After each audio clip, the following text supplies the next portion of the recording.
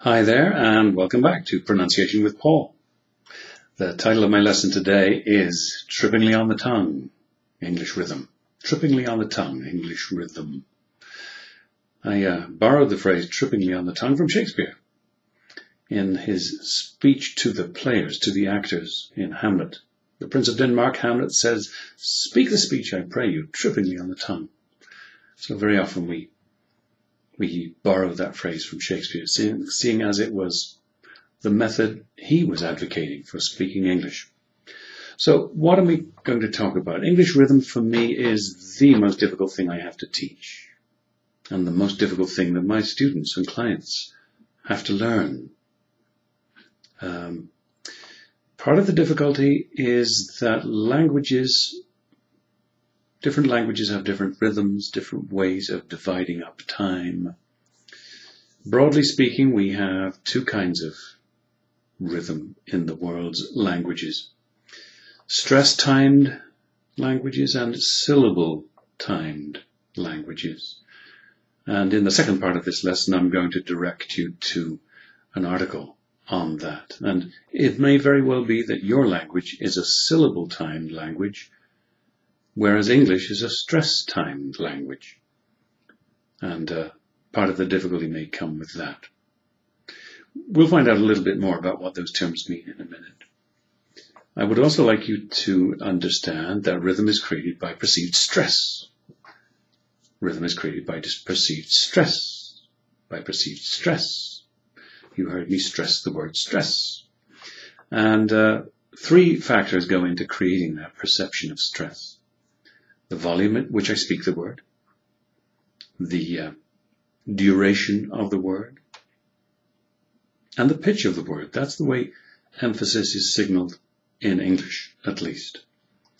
Rhythm is created by stress. You heard me do all three things. I raised the volume, I raised the pitch, and I stretched the syllable. I made it last longer. So that's important, and we'll come on to notice these in our practice sentences today. Another part of this is that in unstressed words, we have lots of weak forms and schwas and elisions. Schwas of that neutral vowel that I've spoken about in other lessons.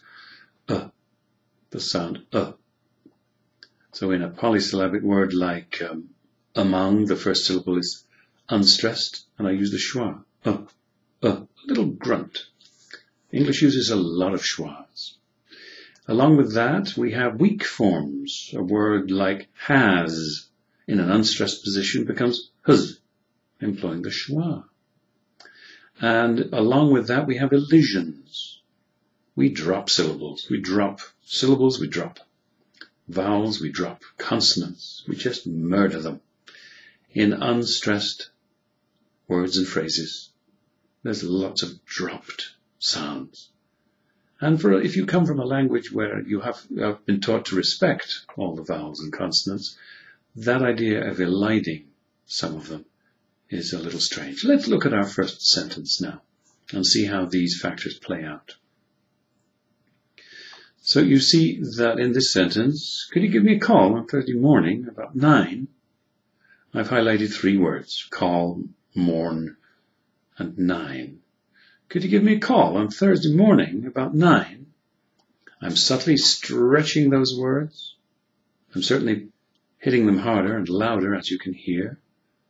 And in some cases, I pitch them up on a higher note. Could you give me a call on Thursday morning about 9? Not that that's the habitual way. Could you give me a call on Thursday morning about 9? Might be just as idiomatically English. Notice that could you give me a,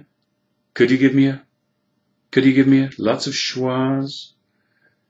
I might elide the V. Give me a. Could you give me a? So you hear examples of elision, of schwas, and of weak forms. The word you in its strong form is you, but in its weak form, yeah. Could you give me Could you give me? And even in formal situations, we're likely to do that in English. Could you give me a call on Thursday morning about 9? So the could you give me a is quite proper. It's not thought of as informal or improper or lazy.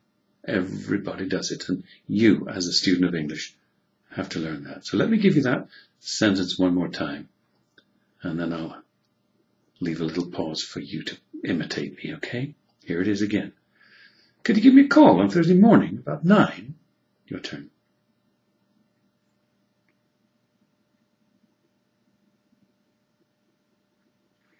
It's worth pointing out that the words are also joined together in what we call a legato fashion, fluidly joined.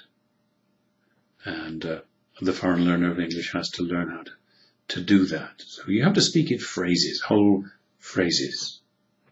The beginning student might say, could you give me a call? Could you give me a call? But you've got to get the little trick of running all those words together. Could you give me a? Could you give me a? So I think you're beginning to see how important this question of rhythm is. Number 2, question number 2, sentence number 2. Just 2 stresses in all of that long sentence. I saw him at the station the other day with an old school friend. I saw him at the station the other day with an old school friend. So notice that I elided the H from him. Saw him at the. It's almost like one long polysyllabic word. Saw him at the. The other day with an. Notice how lazy those unstressed words are, but how relatively strongly stressed and long and pitched up the 2 stressed words are. Station, school, everything else by comparison is lazy. I saw him at the station the other day with an old school friend. Try it yourself.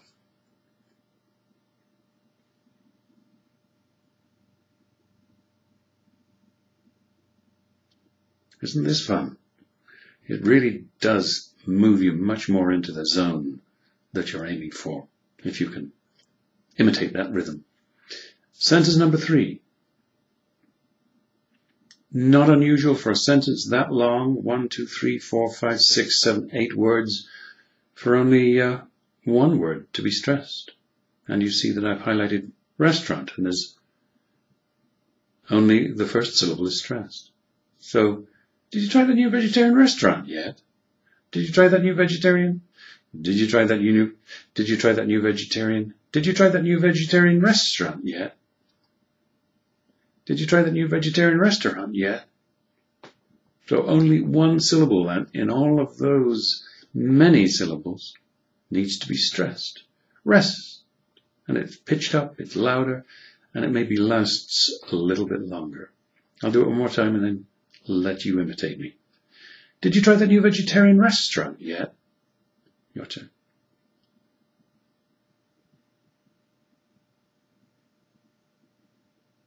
And you've got to do that in your conversation. And you've got to do that in your everyday conversation. And you've got to do that in your everyday conversation. That's the trick. Sentence number 4. 2 stresses, 3 stresses. Hard, ish, day. I'm working hard at my English pronunciation every day. I'm working hard at my English pronunciation every day. At my weak forms, instead at, it's at. Instead of pronounce, it's pronun. So here's one more time and then your turn. I'm working hard at my English pronunciation every day. Your turn.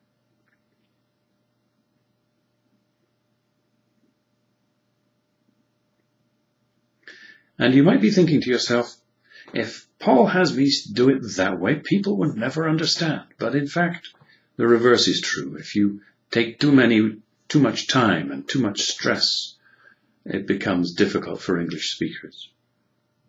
So I'm working hard at my English pronunciation every day. I don't know what dialect I was imitating or accent, but I was doing a syllable timed thing.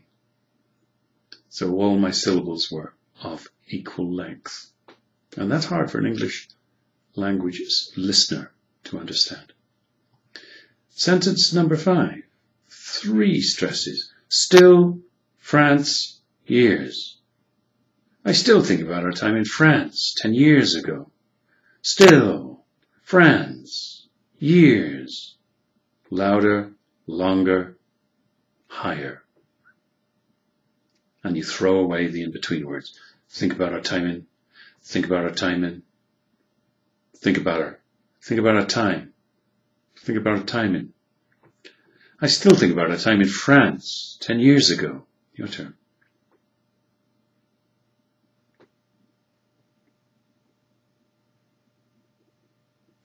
And sentence number 6, our last one of this shorter lesson. Airlines, prices, York. They're hoping the airlines lower their prices so they can afford that New York trip.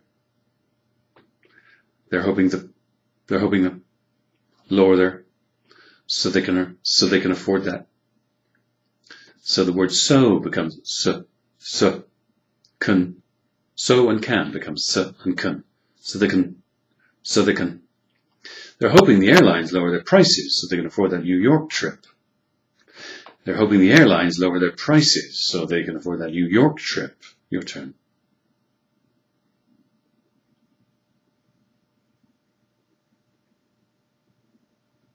And that's the end of our lesson, trippingly on the tongue, English rhythm. I hope that's opened your ears to some of the odd ways in which we English speakers time and intonate and use rhythm in our very difficult language. Bye-bye. See you next time.